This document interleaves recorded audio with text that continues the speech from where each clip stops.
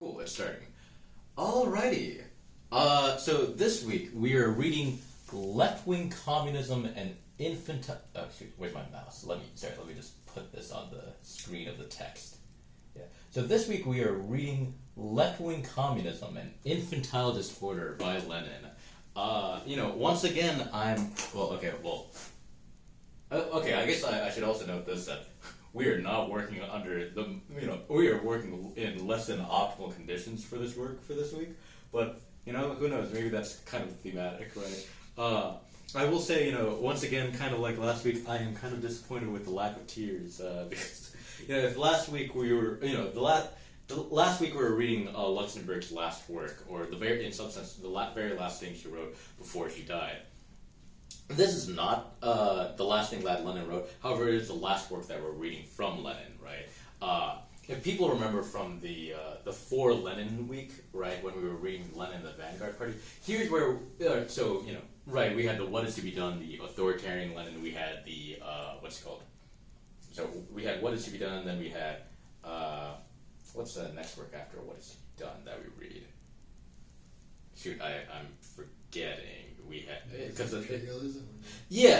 So we had What Is to Be Done, which is So we had What Is to Be Done, which is kind of the authoritarian Lenin. We had Imperialism, which is the anti-imperialist Lenin. We had What Is to Be Done, which is the anarchist Lenin. And here we're reading Left-Wing Communism and Infantile Disorder, in a sense where you get the kind of conservative Lenin, right? But once again, it should be emphasized that, insofar as Lenin is contradicting himself, he's not contradicting himself in the sense of just justifying his own activity, but no, insofar as capitalism is, contradictory, a party must be dialectical or whatnot, right? Or to deal with the contradiction, to work through, or a party that tries to overcome capitalism itself must be dialectical, right? Thus, Lenin's theory and practice, there's a dialectic between the two, and in that way that, they fluctuate in history, right? So, with that said, let's give a little context to what's going on. Let's give a context to, what's going on this week, right? So, last time when it came down to Rosa Luxemburg, we wrote 3 dates on the board. We wrote 1917, 1918, 1919, and we talked about it as, the start of the World Revolution, the revolution in Germany, or the revolution in the industrial core, and then the revolution crushed. So, let's see what's going on in regards to, I guess, the world revolution. If the revolution was crushed in 1919, or if the world revolution was crushed in 1919 in Germany, well, let's see what's going on in Russia. So, after the Bolsheviks seized power, and established a dictatorship of the proletariat in Russia, or they did the following policies, or they had the following policies in some sense to, I guess, cope with their newfound power, because in some sense this is the first time you're seeing a Marxist party, this is the first time you're seeing a explicitly proletarian socialist Marxist party take power, and try to deal with the with the problems of capitalism, right? You had the Mensheviks and social revolutionaries take power back in February, but in some sense they saw themselves as just instituting a bourgeois revolution, and in some sense having a kind of just being a bourgeois revolution, and in some sense instituting a socialist government, but with bourgeois characteristics, waiting out for the later socialist revolutions. Whereas with the Bolsheviks, they were explicitly a socialist government. So what happens afterwards, right? So so I guess let's get into the timeline things. Let's get into the historical notes, right? So in 1918, right, the Bolsheviks sign the Brest-Litovsk treaty with Germany, right, which is basically establishing peace with Germany in order to end the war with Germany. Because if folks remember, during this time there is the World War going on. So with the Brest-Litovsk treaty, there's 3 positions that are being taken, or there's three positions being taken within Russia in regards to when the Bolsheviks seized power of how to deal with the war, right? You have Lenin who says that okay, we must sign peace with Germany, or we must end the war at any cost. We must sign peace at all costs with Germany. You have you have the left or you have a left position taken up by what's his name? Not Burnham, but Bukharin. Yeah, you have a left position taken by Bukharin who says that actually prolong peace until there's revolution in Germany also, right? And then there's a third position which I believe is just continue the war, right? Ultimately, what's decided is the Brest-Litovsk Treaty, which is the whole idea of peace at any cost with Germany, right? In order to, I guess, put off pressures on Russia, in order to focus on the civil war, or in order to focus on what's going on in war, because the Russian proletariat, the Russian workers, soldiers, peasants, they're all exhausted from war. So, what the Bolsheviks are trying to do here is stop, or in some sense, establish peace with Germany in order to, rebuild and move Russia forward with, its socialization. In 1919, you have the establishment of the Third Communist International. Prominent figures in this is, of course, Lenin and Trotsky, Rosa Luxemburg and Liebknecht, and other folks who, I guess, we don't really talk about. Eugene Debs, I believe, joins the Third International at this time. But the Third Communist International is basically established in place of the now defunct Second International, right? And it should be noted here that the Third International calls itself a communist international, right? Because the idea there is, the social democracy of the Second International, it led to World War I. So we're not social democrats. We're not socialists. We're communists, right? We're much more radical. We're much more revolutionary. We're the Third Communist International. From 1918 to 1921,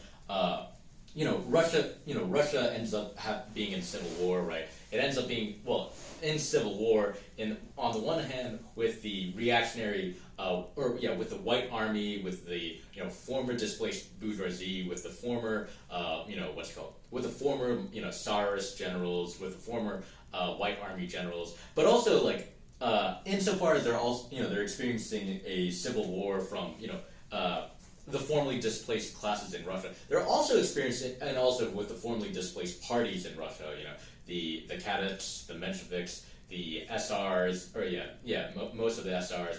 They also experience,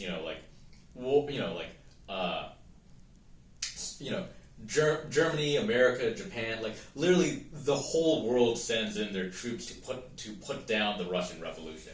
So the civil war in Russia is more of just it's not just a Russian civil war. In some sense, it's kind of like an international civil war where it's literally everyone is trying to crush the first socialist government, right?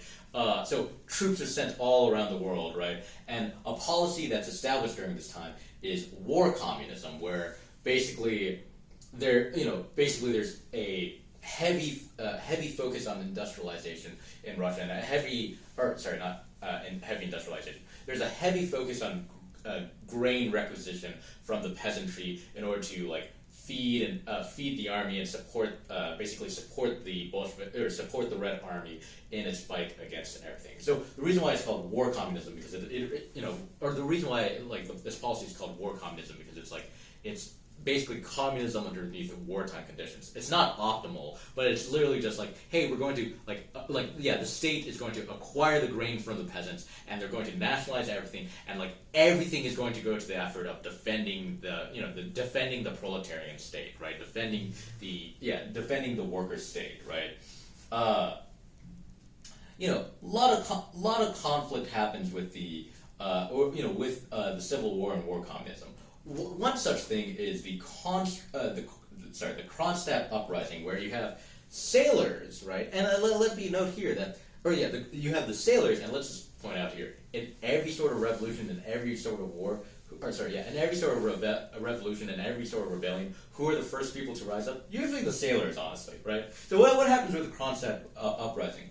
basically what happens is the quote-unquote sons of the revolution, basically the people who led and fought for the Bolshevik revolution, right? The sailors who were literally, at like the vanguard of the revolution, or the people who, like the sons of the revolution, the people who literally fought for the Bolshevik revolution, they rise up against the Bolsheviks. Now, why is this? Well, it's because with the policies of war communism, with the policies of these grain requisitions, what it ends up doing is it ends up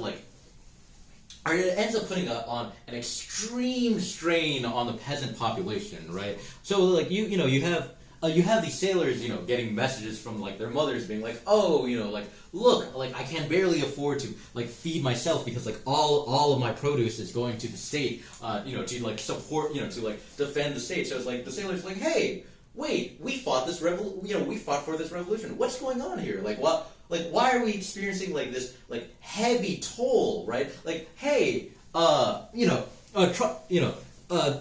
what's it called?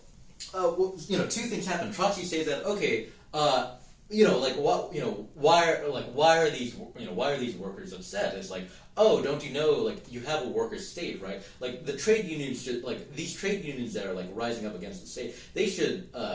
They should understand that like the trade union should be in some sense suffused with the state, because it's like, oh, it's a worker state, or like, it's like, no, this is a worker state disciplining itself, right? Like a worker state might need to put down workers' trade unions, but in the interest of the workers. Whereas Lenin takes a much more liberal view, where Lenin actually points out that, what's going on here? Where Lenin where Lenin makes the point, which is like, no, actually there is a non-identity between the trade union, the state, and the party. However, the trade unions need to understand that, like, right now we are in wartime conditions, and that, like, the trade unions need to subordinate themselves to the workers' state, right? Or to phrase it another way, the workers' organizations need to, discipline themselves to the workers' state. But, like, with this Kronstadt uprising, like, or with the putting down this Kronstadt uprising, there's a realization that, okay, and also because this happens in 1921 after, there's kind of this realization that, oh, the world revolution had failed, or the world revolution had been crushed, right? The German Revolution had been suppressed. Then there was a realization that, okay, Russia was reaching out, or was hoping for the world revolution was hoping for like Germany to have the revolution, and then Russia would Russia would be supported by the German proletariat, that the world revolution would help Russia. But insofar as Russia is now isolated, like Russia's like, okay, how do we defend this workers' state how do we defend this workers' state insofar as the workers' revolution, or the workers, the workers' revolution did not succeed internationally, right? Insofar as Russia is alone, what does Russia do now? Insofar as our revolution did not end up being international, but just a national, what do we do? So there's a recognition, or Lenin has this recognition that, okay, yes, we're a worker state, but we must be a worker state that in some sense institutes state capitalism.